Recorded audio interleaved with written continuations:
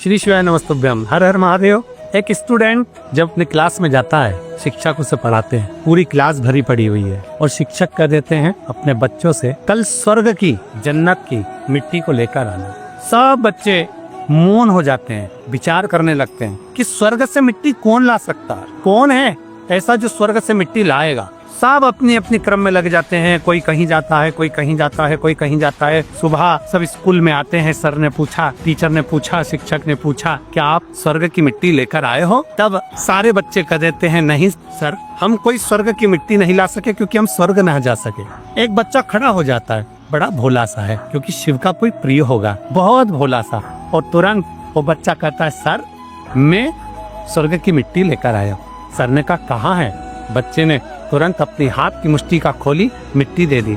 Sir ने पूछा तुम कब स्वर्ग चले गए? आपको मालूम है स्वर्ग कहाँ है? कैसे पहुंच गए स्वर्ग? आपको मालूम है स्वर्ग किधर है?